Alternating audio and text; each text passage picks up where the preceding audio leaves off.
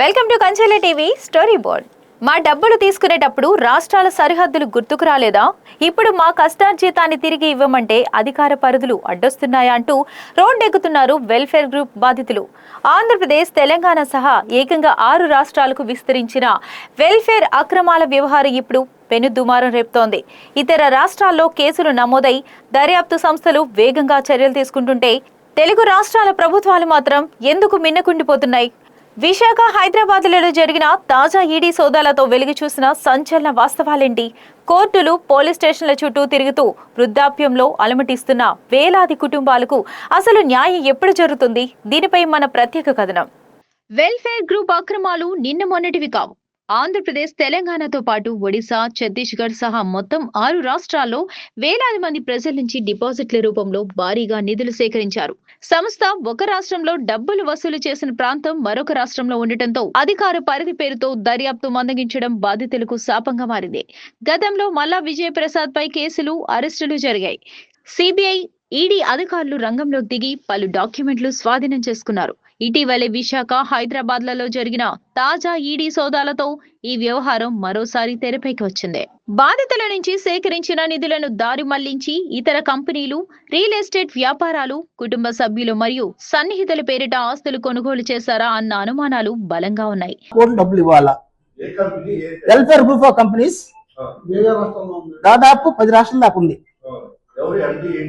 మల్లా విజయ్ ప్రసాద్ ఎండి, director Srinivas SR. నేను senior marketing person ని, కోఆర్డినేటర్ ని, 12 బ్రాంచ్ కోఆర్డినేటర్ ని. ప్రజలతో డబ్బులు కట్టించాము, ఆర్డీలు, ఎఫ్డీలు అని చెప్పేసి మంచి వడ్డీ కట్టించాము. నమ్మకానికి అమౌంట్ అని చెప్పి కట్టించాము. కట్టించిన తర్వాత గడువు అయిపోయిన తర్వాత జనాలు డబ్బులు సమయానికి ఇవ్వడం లేదు. కొంతమందికి ఏమో క్యాష్ గా ఇచ్చారు ముందు, తర్వాత క్యాష్ ఇవ్వలేము, ప్లాట్ ఇస్తామని చెప్పేసి ప్లాట్ కొంతమందికి ఇచ్చారు. తర్వాత ప్లాట్ కూడా లేవని చెప్పేసి సెక్యూరిటీ కింద పెట్టిన ల్యాండ్స్ కూడా అమ్మేసుకున్నారు. ఇప్పుడు ల్యాండ్స్ కూడా ఎక్కడ లేవు. అందువల్ల ప్రజలకు ఇచ్చే అమౌంట్ అవకాశం లేదు. అయితే వచ్చిన అమౌంట్స్ మొత్తం కూడా మొదటి నుంచి కూడా కంపెనీ డైవర్షన్స్ లో పెట్టేసుకుని డైవర్షన్ చేసేసుకుంది. ఇప్పుడు బినామీ పేరుతో చేసుకున్నారు సార్. ఇప్పుడు ఒక యాక్చువల్ గా మాకు చెప్పింది ఏంటంటే, మేము ఎన్ని కోట్ల రూపాయలు డబ్బులు ఇచ్చినా రియల్ ఎస్టేట్ లో పెడతామని చెప్పడం జరిగింది విజయ్ ప్రసాద్. కానీ వచ్చిన డబ్బుల్ని వచ్చినట్టు డైవర్షన్స్ లో, అంటే ఒక ఇన్స్టిట్యూట్ కొన్నాడు, వెల్ఫేర్ ఇన్స్టిట్యూట్ ఆఫ్ సైన్స్ టెక్నాలజీని పెట్టించాడు, దాన్ని మళ్ళించాడు, మళ్ళీ అక్కడి నుంచి అమ్ముకున్నాడు, మళ్ళీ ఇంకో దాంట్లో పెట్టుకున్నాడు. ఇట్లాగా కొన్ని ల్యాండ్స్ కొనుక్కున్నారు. ఇట్లా బినామీ పేరుతో వెళ్ళిపోయిన డబ్బులు మొత్తం కూడా. కస్టమర్స్ చాలా మంది చెప్పడం లేదు సార్. ఓన్లీ ప్లాట్లు అంటే కొన్ని సార్, అంటే కొంతమంది పేమెంట్స్ జరగడం జరిగింది, కొంతమంది పేమెంట్ ఇవ్వాల్సిన చెక్కులు ఇవ్వడం జరిగింది, చెక్కులు బౌన్స్ అవడం జరిగినాయి, వాళ్ళు తిరగటము అట్లా జరిగింది. కొన్ని మంది కొన్ని ప్లాట్లు ఇచ్చారు. అంటే ఇప్పుడు కస్టమర్స్ ఉన్నారు, కస్టమర్స్ కి కంపెనీ డబ్బులు ఇవ్వడం లేదు.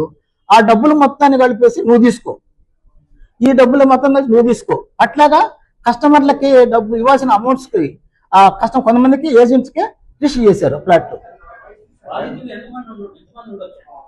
సుమారు అంటే ఇంకా కనీసం ఎట్లేదు నాకు 10 లక్షలు, 5 లక్షల పైన ఉంటారు సార్. 5 కోట్ల మంది ఉంటారు, కోట్ల మంది ఉంటారు సార్. అన్ని రాష్ట్రాల్లో కోట్ల మంది ఉంటారు. అన్ని రాష్ట్రాలకు ఇచ్చినా సార్ నేను. అన్ని రాష్ట్రాల కంప్లైంట్స్ ఉన్నాయి. ఒరిస్సా గవర్నమెంట్ తీసుకొచ్చేసి పోయినసారి అరెస్ట్ చేసింది, 4 నెలలు జైల్లో ఉన్నాడు, జైలు మీద వచ్చాడు.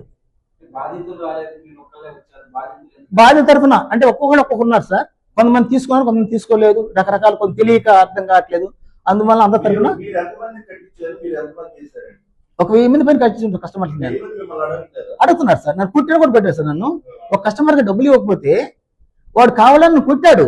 నేను చెప్పాను, బాబు నీ ప్లాట్ డబ్బులు నేను అతను అడిగే, నేను పలానా సైట్ లో పెట్టుకుంటున్నాను, నీకు డబ్బులు ఆగనిస్తా అని చెప్తే తీరా వాడు నన్ను నమ్మకం నువ్వే వాడుకున్నావు లంజా కొరకు అని చెప్పేసి నన్ను కొట్టాడు. కొడితే వాడికి ఆ సైట్ ఇంత అమ్ముడు లేదు, ఆ దారి లేదు, దానికి తిరుపతిలో ఉన్న సైట్ దారి లేదు, డొంక లేదు, డీకే భూములు కొన్ని ఇట్లాగా ఆ ఊరు కొనటం లేదు. మాకేమో ఒక రేటుకి ఇచ్చారు, అమ్మకపోతే ఏమో తక్కువ పడుతున్నారు ఊరు అడిగినా కూడా. అందువల్ల బయట 3 రూపాయలు ఒకటి తీసుకొచ్చి అబ్బాయి డబ్బులు కట్టేసి నేను నాకు 3 స్టెంట్లు ఇస్తున్నారు. ఏమండి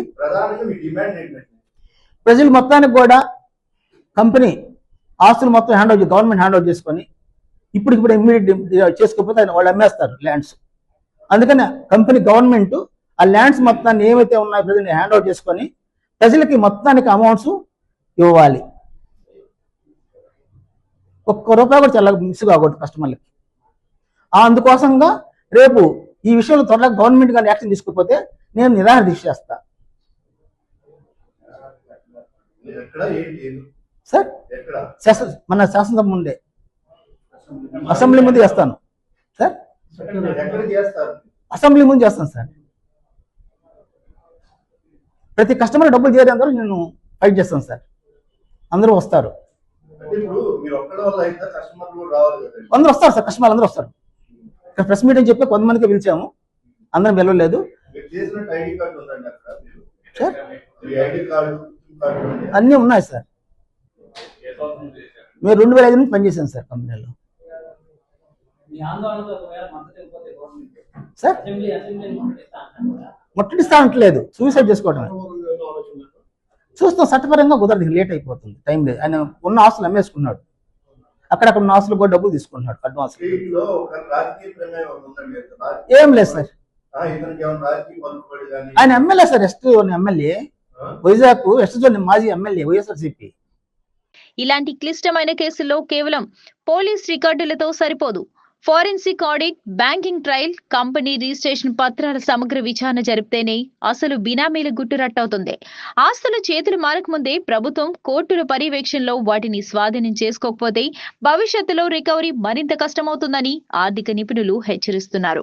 ప్రభుత్వాలు, దర్యాప్తు సంస్థల ముందున్న కీలక ప్రశ్నలివే. దేశవ్యాప్తంగా వెల్ఫేర్ గ్రూపుపై నమోదైన మొత్తం కేసులు ఎన్ని? తెలుగు రాష్ట్రాల్లోని బాధితుల సంఖ్య, చెల్లించాల్సిన బకాయిల మొత్తం ఎంత? డిపాజిటర్ల సొమ్ము ఏ బ్యాంక్ ఖాతాలకు మళ్లింది? డైరెక్టర్లు, వారి బంధువుల పేరిట ఉన్న ప్రస్తుత ఆస్తుల విలువెంత? గతంలో సిబిఐ, ఈడీ స్వాధీనం చేసుకున్న పత్రాల్లో ఏ వివరాలు బయటపడ్డాయి? బాధితుల సొమ్ము రికవరీకి 2 తెలుగు రాష్ట్రాలు కలిసి ప్రత్యేక దర్యాప్తు బృందాన్ని సిట్ ఏర్పాటు చేస్తాయా? న్యాయం కోసం ఏళ్ల తరబడి కాల్నరిగేలా తిరుగుతున్న ఏపీ బాధితులు సమస్యను ప్రజాప్రతినిధి దృష్టికి తెచ్చేందుకు, అసెంబ్లీని ముట్టడించేందుకు కూడా సిద్ధమవుతున్నారు. బాధితులు ప్రభుత్వాలను కోరుతున్న డిమాండ్లు సుమోటోగా స్వీకరించాలి. కేసుల తీవ్రతను గుర్తించి ప్రభుత్వాలే సుమోటోగా ప్రత్యేక దర్యాప్తు చేపట్టాలి. సింగిల్ డేటాబేస్, 2 రాష్ట్రాల్లోని బాధితుల వివరాలను ఒకే డిజిటల్ ప్లాట్ఫామ్ లో నమోదు చేసి డేటాబేస్ తయారు చేయాలి. స్పీడ్ రికవరీ, గుర్తించిన ఆస్తులు అన్యక్రాంతం కాకుండా అటాచ్ చేసి కోర్టు పర్యవేక్షణలో వేలం వేసి బాధితుల ఖాతాల్లో డబ్బు జమ చేయాలి. ఒక పోలీస్ స్టేషన్ నుంచి మరో పోలీస్ స్టేషన్ కు మమ్మల్ని పంపించడం ఆపండి, మా కష్టార్జితాన్ని మాకు ఇప్పించండి అని బాధితులు వేడుకుంటున్నారు. రాజకీయ ప్రకటనలు, కేసుల నమోదులతో సరిపెట్టకుండా 2 తెలుగు రాష్ట్రాల ప్రభుత్వాలు ఉమ్మడిగా రంగంలోకి దిగి బాధితుల ఖాతాల్లో డబ్బులు జమ చేసే దిశగా అడుగులు వేయాల్సిన సమయం ఆసన్నమైంది. ఇది ఇప్పటి ప్రత్యేక కథనం. నిరంతరం ప్రజల పక్షాన నిలిచే వార్తల కోసం చూస్తూనే ఉండండి కంచెల టీవీ.